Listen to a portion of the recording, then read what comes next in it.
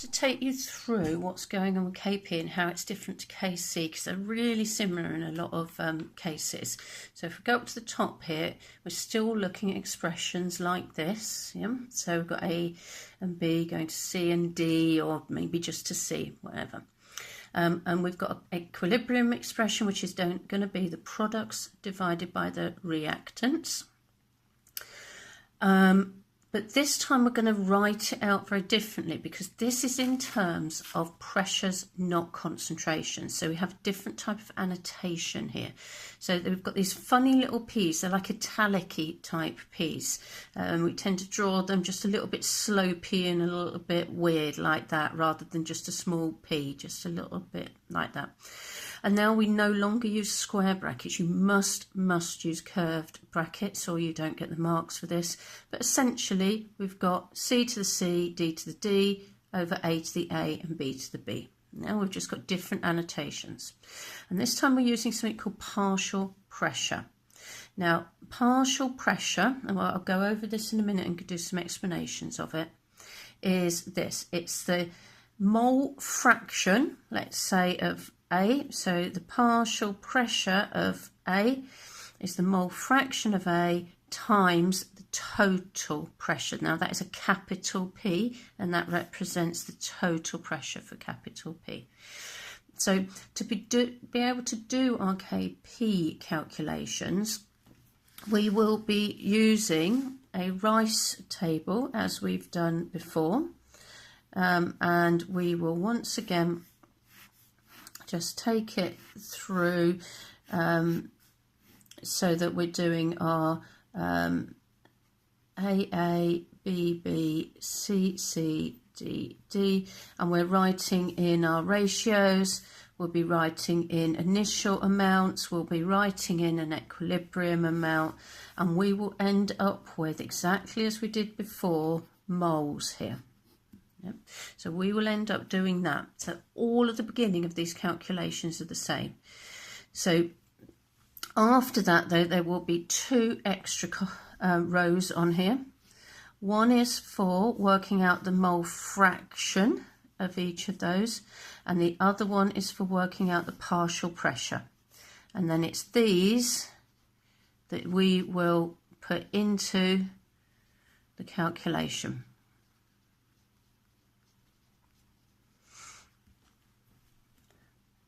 Okay, so just to repeat that, do all of the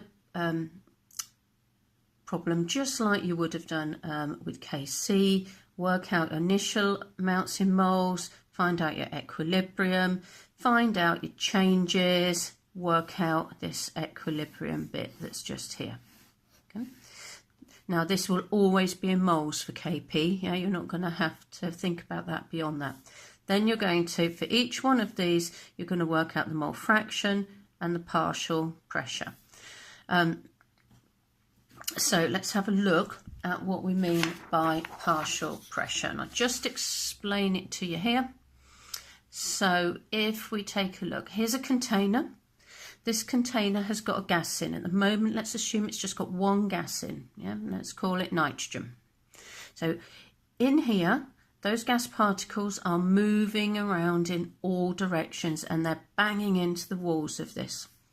As they bang into the walls of this, this is what we measure as pressure. Yeah, it's the amount of push, the amount of force these particles have on the walls of this container. So if we only got one gas in there, all the pressure is as a result of that one gas. So the total pressure is also the partial pressure of this particular gas. If, however, we've got a mixture of two gases, let's make my other one these ones. So here's my other gas, and that's moving around in all directions. So now we have another gas. So we've not changed the amount of the first gas there. So I'm just trying to get that in focus for you. It's lost its focus. So we've now got the original gas, which is still exerting the same amount of pressure, and we've got a second gas exerting even more pressure and making this a a higher pressure system here. Yeah. So what we say is each of these have a pressure associated with them and only them. So the total pressure in here, P, is equal to the partial pressure of whatever my black dot is, plus partial pressure of whatever my other gas is in here. So the partial pressures always add up to the total pressure of a gas. Now, the thing is, how do you work out the partial pressure of a gas?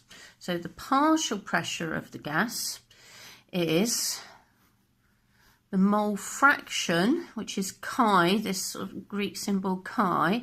So that will be chi of my black gas times by P. Yeah, so P is your total pressure.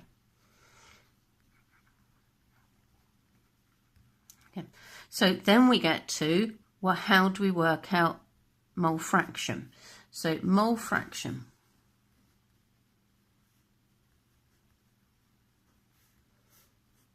Chi. So to work out your mole fraction, that equals the moles of your gas, let's call it gas black dot, over total number of moles of gas.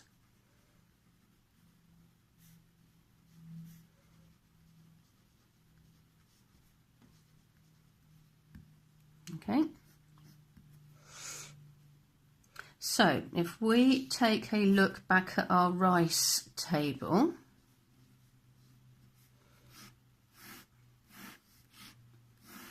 so let's bring my rice table in there. So my rice table here, you end up with moles of everything. Yeah, I don't know, let's give it some numbers. 0.1 of a mole, 0.10, 0.25 of that, 0.15 of that, and 0.10 of that. Yeah, let's just put some random numbers in. So when you get to here, you get the moles of everything. What you will need to do is do the total number of moles. Yeah. So here we've got 0.1, 0.35, 0.4, 0.5, 0.6. So that equals 0.6 moles of gas. Yeah. So underneath, we work out our mole fractions, which are going to be N divided by 0.6, because that is what we've said up here. That is the moles of gas that you've actually got divided by the total number of moles. So this is going to be 0.1 over 0.6. This is going to be 0.25 over 0.6, 0.15 over 0.6, and 0.1 over 0.6. And then to get to your partial pressures, yeah, you need to do that times the total pressure. Okay, so whatever those numbers are, just pop a note, I'll put calculator below. So we will have 0.1 divided by 0.6 is 0.167, 0.25 divided by 0.6 is 0.417, 0.15 divided by 0.6 is 0.25, and 0.1 over 0.6 is 0.167. So we can do all of those, and then we'll look back at the question. Yeah? So here we will be doing 0.167 times P, 0.417 times P, 0.25 times P, and 0.167 times P. Okay. Now P will be somewhere in the question. You will have to look for it in whatever question you do. Having got these values, you can then put them into the expression for what you need for your kp expression. Yep. So you can put in your all 4 of those values into your expression, and then you've got the final one. The other thing to talk about is units. There's no conversion of units whatsoever. If they give you this in atmospheres, you give units in atmospheres. If they give you it in pascals, you give it in pascals. If they give you it in kilopascals, you give it in kilopascals.